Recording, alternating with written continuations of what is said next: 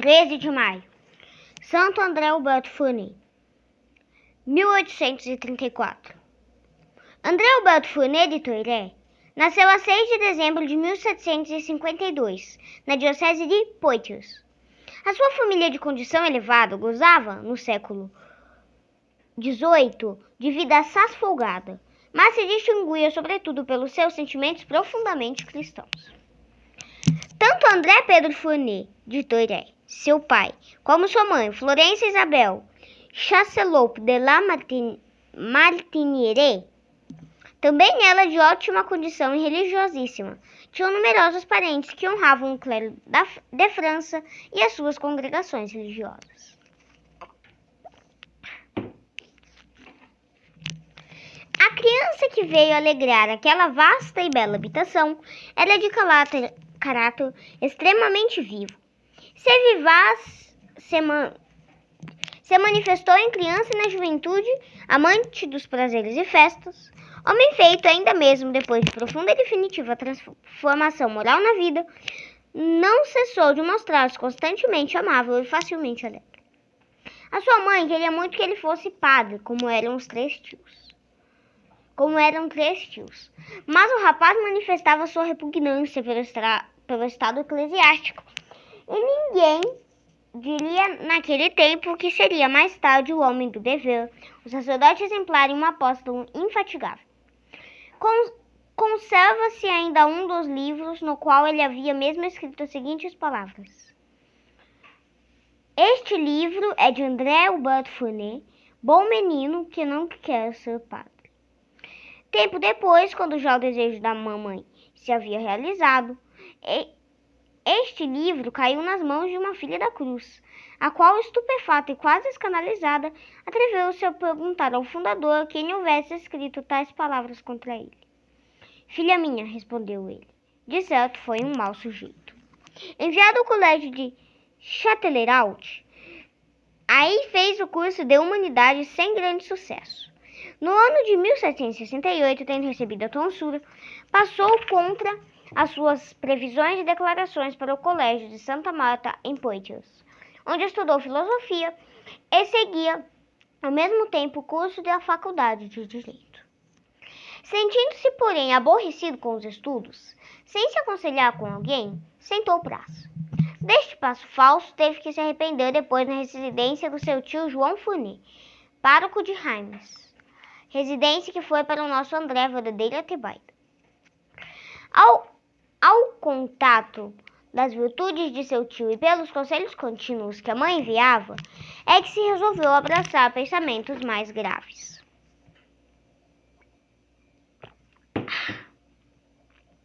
Em 1774, tendo recebido a última bênção do pai agonizante, voltou para Poitiers, entrou no seminário de São Carlos, dirigido pelos padres lazaristas,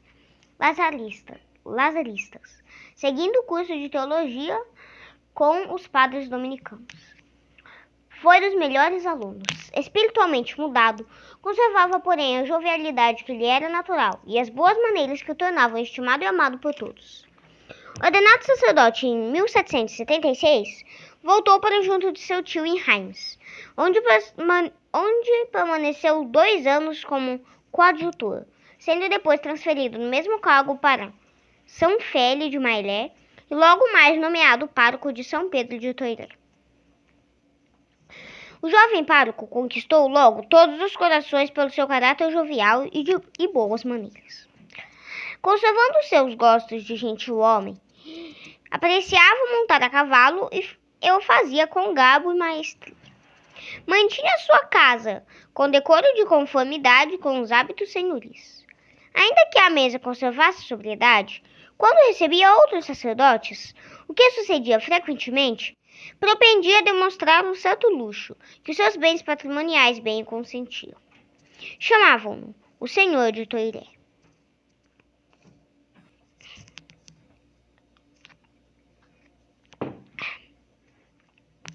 Ainda que bom, não era perfeito. Apesar do que lhe havia sucedido quando coadjutor, que subindo ao púlpito não pôde abrir a boca pela confusão, pelo que foi mister que o tio enviasse sacristão para o livrar do embaraço. Nosso pároco gostava do rebuscado nas suas práticas. O tio repreendia-o, nem deixava de lembrar-lhe que, assim fazendo para agradar os senhores do lugar com aquele método de pregar, se arriscava a ir ao inferno. O mesmo dizia-lhe Catarina, sua irmã piedosíssima que com ele vivia. Um dia que muito bem havia falado sobre o perigo das riquezas e as glórias da pobreza, Catarina fez-lhe observar com toda a franqueza quanto melhor seria para eles fazer concordar a prática com a teoria, desprezando-se dos objetos de luxo e dar-se a uma vida mais modesta. Estes e outros conselhos, com os bons exemplos, iam unir-se à voz interior e faziam ao pároco mundano forte impressão. Foi, porém, a palavra de um pobre que lhe deu o impulso. Num dia de recepção, um pobre entrou-lhe em casa e pediu esmola. André respondeu que não tinha dinheiro, ao que o pobre replicou: como não tem dinheiro, se tem a mesa cheia de pratas? Estas palavras produziram no jovem pároco uma vivíssima impressão, e a sua fé disse-lhe que era Deus a repreendê-lo por meio daquele pobre. Foi o dia de sua conversão. Fez um fervoroso retiro espiritual e a sua vida interior e exterior tomou um caráter profundamente novo. Vendeu tudo o que tinha e ao luxo de sua casa sucedeu uma simplicidade que rondava a indigência. A ela admitia todos os pobres que por acaso lhe apareciam à hora das refeições. O pastor, com 30 anos, começou a dormir sobre palhas, a vestir uma camisa grosseira de lã, trazer o cilício, jejuar, tendo por emulos o seu coadjutor e a sua irmã, Catarina. Mudou de estilo na pregação e foi tal a mudança que os mesmos paroquianos anotaram a ponto de um chegar a dizer-lhe: antes pregáveis tão bem que ninguém vos compreendia. Agora todos vos compreendem. O estudo das Sagradas Escrituras e das ciências sagradas, as visitas ao Santíssimo, aos enfermos e aflitos, a reza do breviário de joelhos, as leituras piedosas, o zelo fervoroso das almas, as quais estava sempre presente, as contínuas e generosas liberalidades transformaram por tal modo sua vida que a radical transformação repercutiu em toda a paróquia, transformada também ela pelo fervor do seu apóstolo. Começaram a chamá-lo o Bom Pai, apelativo que lhe ficou. Desde 1785 teve reputação de santo.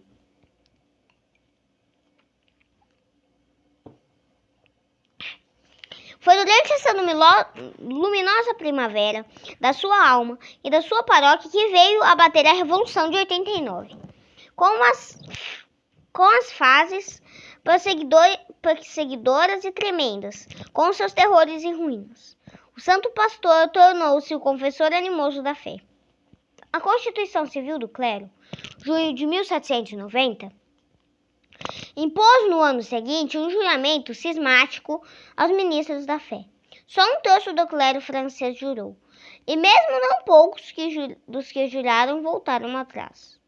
O bispo de Poitiers, Monsenhor Beaupuy de Saint-Aulaire, pronunciou perante a Constituinte estas nobilíssimas palavras: senhores, tenho 70 anos e 30 os passei no episcopado. Não macularei as minhas cãs jurando os vossos decretos. Não jurarei. O abade Fournet não só acompanhou o próprio bispo, recusando-se a jurar, como procurou por todos os meios fazer conhecer aos seus irmãos no sacerdócio o mal que dele se exigia.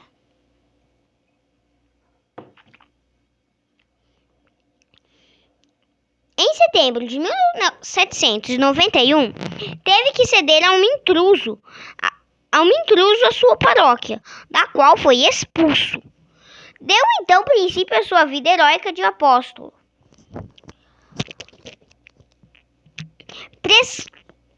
Proscripto como traidor e reduzido a errar clandestinamente pelas casas de suas ovelhas fiéis, não sem que por vezes corresse sérios riscos de ser preso e assassinado.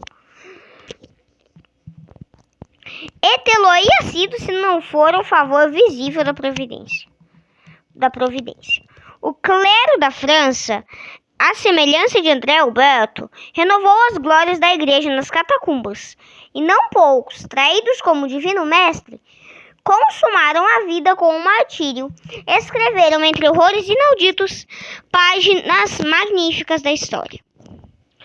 O decreto de agosto de 1792 dava 15 dias aos sacerdotes que não haviam jurado para fazer a escolha, ou juramento ou deportação para a Guiana. O abade Fournet, que já várias vezes havia afrontado perigo, seguiu o conselho do seu bispo, eco do Conselho de Roma, e partiu para o desterro, escolhendo por meta Los Arcos, cidadezinha da Navarra, em Espanha, onde desde logo atraiu a atenção geral pela piedade manifesta, pelo exercício da caridade em alto grau e pelo zelo em atender a todas as necessidades espirituais. Lá viveu 5 anos, passando os dias nas visitas às igrejas, visitas aos enfermos e encarcerados, composição de sermões para a grei abandonada, com a qual se manteve sempre em relação. A lembrança de Don Andrés, ainda hoje, após um século, permanece viva como de um sacerdote santo. Como Espanha, acolheram os fugitivos à Itália, Suíça, Alemanha e os Estados Unidos, onde 4 sulpicianos, mais tarde outros 27 eclesiásticos se apresentaram, 1791, a inaugurar a hierarquia e missões para a assistência dos 24 milhões de católicos dispersos num imenso território com apenas 22 sacerdotes. O maior número, porém, dos desterrados foram acolhidos com generosidade pela Inglaterra, onde o clero da França encontrou largos subsídios até do governo. Mas o nosso confessor ansiava por batalhas mais perigosas. No fim de julho de 1797, partiu do exílio e voltou à pátria. A um dos seus que lhe escrevia: "Que loucura! A guilhotina aqui é permanente. Não vos exponhais à morte certa." Ele responde: "Quem me trouxe tão bem me há de livrar." Tendo sido notificadas as autoridades à sua volta, foi chamado e se lhe deu salvo-conduto para a Espanha. Ele, porém, preferiu ficar escondido entre os horrores e riscos, para manter a luz da fé e da caridade, como tantos outros sacerdotes, heróis, glória da Igreja e da França católica. Levava o conforto do céu não só aos seus paroquianos, como também aos outros das paróquias vizinhas. As cerimônias, às vezes primeiras comunhões, se realizavam com verdadeira solenidade primitiva, na alta noite, em tranquilas palhoças e casebres afastados. Um dia, o nosso confessor, recordando o passado, terá de exclamar: "Quantas missas de meia-noite não disse eu na minha vida?"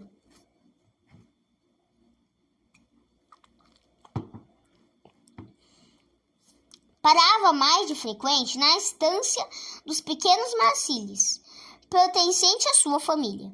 Uma das palhoças tornara-se igreja paroquial. Foi lá que, no fim de 1798, a providência levou o anjo que havia escolhido como auxiliar no apostolado e na fundação das Filhas da Cruz, a senhorinha Isabel Bichier de Ades. Cavalgando um jumento, foi ela acompanhada por um velho servidor do castelo da Guimetiere, junto de Betines. Fizeram aquela viagem difícil de 4 léguas por caminhos maus, animada do desejo de ouvir a palavra do sacerdote e da fama do servo de Deus. Tinha 24 anos. Havia muita gente, e o nosso beato, apesar do respeito especial demonstrado pelos presentes, a recém-chegada, não permitiu que ela lhe falasse, senão quando chegar a sua hora. esperou 8 horas.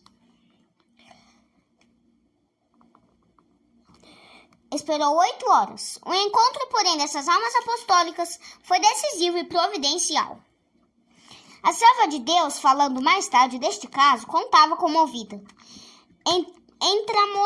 Entramos naquela palhoça pela meia-noite para começar as práticas de piedade, e de lá saímos pelas 4 horas da tarde, sem que o santo sacerdote houvesse almoçado.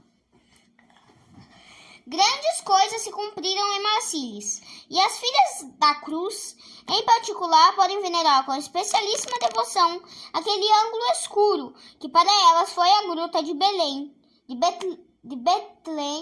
do seu instituto.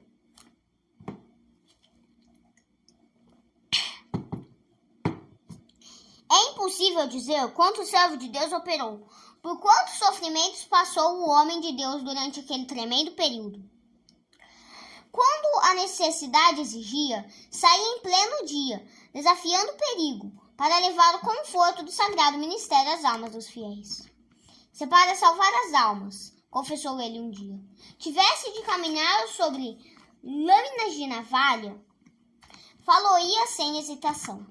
Não é, pois, para admirar que o Campônio Maigret, seu fiel companheiro nas excursões perigosas e testemunho das suas virtudes, fizesse os seus filhos ajoelharem-se à passagem do bom pastor, até perdê-lo de vista. Com a concordata de 1802, a religião católica ficou restabelecida na França.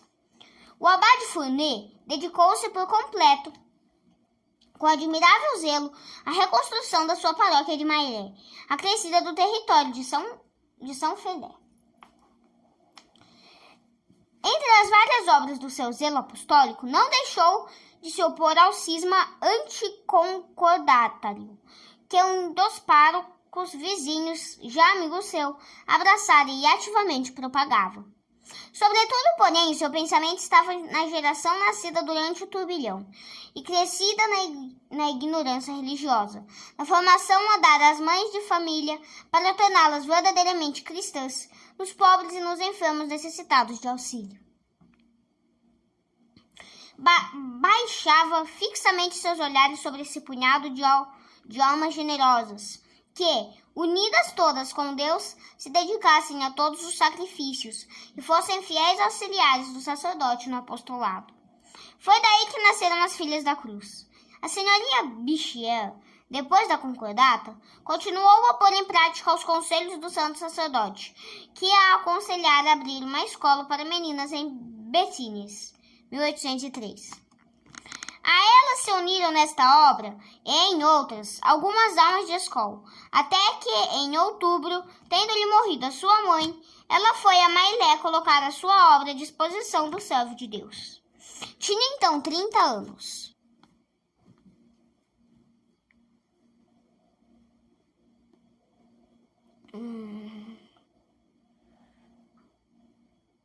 Então o servo de Deus lhe manifestou a resolução em colocá-la à chefia de uma nova instituição.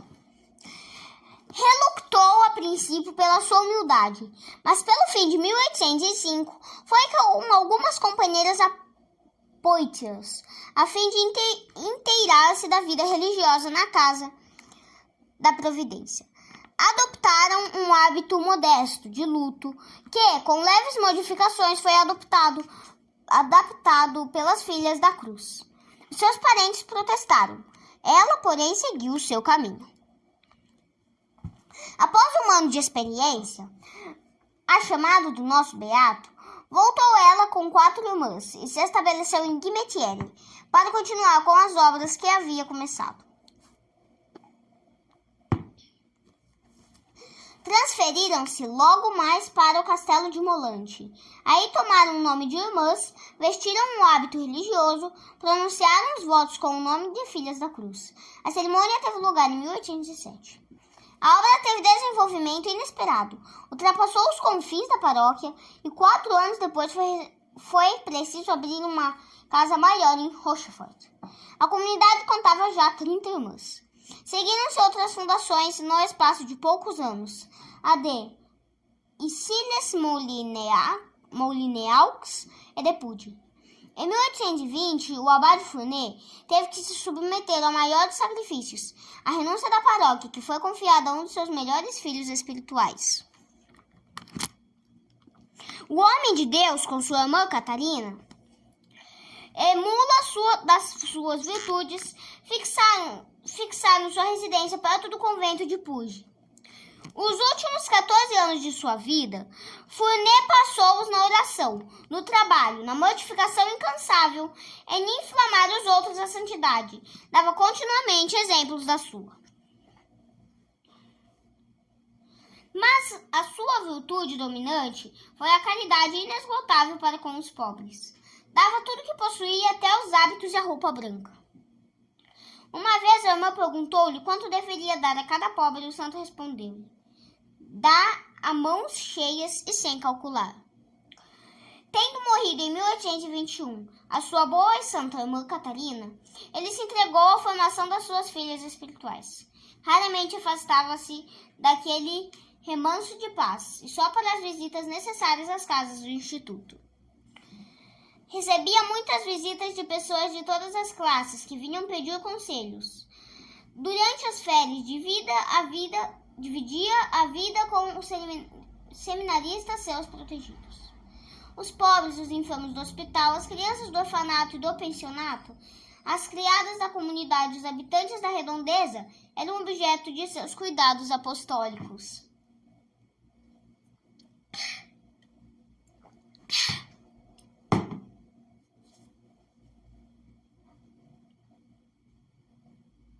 Carregado de anos, adornado das mais peregrinas virtudes, distinguido com carismas, tendo-se preparado com fervorosos retiros para a passagem desta terra, o bom padre André, com todos os confortos divinos, adormeceu no Senhor, na manhã de 13 de maio de 1834, no meio dos seus paroquianos. Contava então 68 anos. A sua fama de santidade se tornou desde então geral. O orador, na oração fúnebre, exaltou a sua vida austera e apostólica, tomando por tema as palavras de São Paulo: Caritas Christi urget nos. A sua sepultura tem sido sempre alvo de romarias piedosas, que ao santo iam pedir as suas graças temporais e espirituais de que haviam necessidade. Feito o processo apostólico, o bom padre, era assim que o povo lhe chamava, foi declarado venerável em 19 de julho de 1877. E depois de longo exame, a igreja decretou-lhe as honras de beatificação em 16 de maio de 1926. Depois da beatificação, cresce o prestígio, aumentam as invocações e surgem por toda parte milagres. De tantos aproveitaram 2. A cura de uma menina infeliz, pois nasceu com uma perna toda disforme e que ficou radicalmente curada após as orações. Ao novo beato, a irmã generosa Olívio, presa durante muitos anos de gravíssimas doenças internas, que se curou radicalmente após a aplicação de um objeto deposto sobre a sepultura do beato. A igreja, com o auxílio da ciência, examinou estas curas e proclamou verdadeiros milagres. Eis porque, no dia de Pentecostes de 1933, no esplendor de uma festa incomparável, sua santidade, Pio XI, cercado dos eminentíssimos cardeais, dos êximos, patriarcas, arcebispos, bispos, dignitários da corte pontifícia, na presença de uma multidão imensa na maravilhosa Basílica de São Pedro, proclamou que André Alberto Fournet era santo. E o mundo católico respondeu a este ato do Magistério Supremo com as aclamações de 300 milhões de almas fiéis. Pio XI, aprovando os milagres para a gloriosa canonização, notava como santo haja prescrito às suas filhas a recitação cotidiana de um Padre Nosso e uma Ave Maria pelo Papa. Prescrição, toda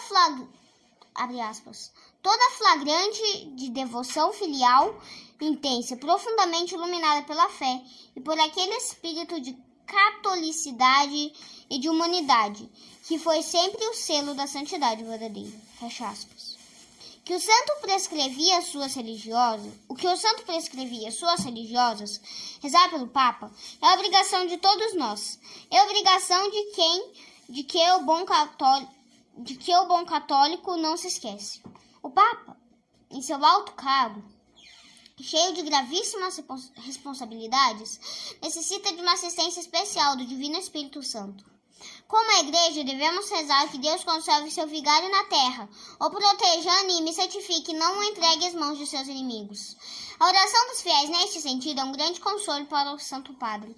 É a história da Igreja desde os dias de São Pedro até hoje, tem mostrado a grande eficácia das orações dos fiéis pelo representante de Deus na terra. Não menos constante e menos fervorosa deve ser a nossa oração pelo Estado sacerdotal, para que Deus dê à Igreja bons padres zelosos e santos servidores do santuário. Da santidade do clero depende em bom sacerdote é outro Cristo.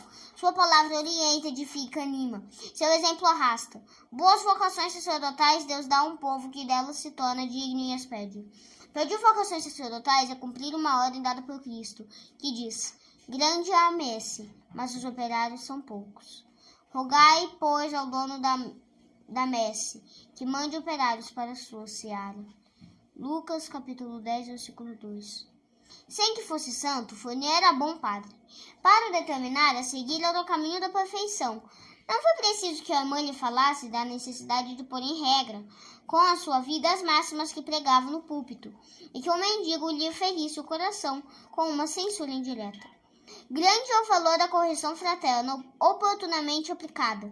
É uma das obras de misericórdia espirituais, cujos frutos podem ser preciosíssimos, como mostra o exemplo de Santo Fournier. Aceitemos a correção fraterna, justa e indiferente por quem nos seja dada. É uma graça de Deus, que não se deve desprezar. É tão raras as vezes que ouvimos a verdade sobre nós. As raras ocasiões que se nos oferecem são preciosas e dignas de consideração.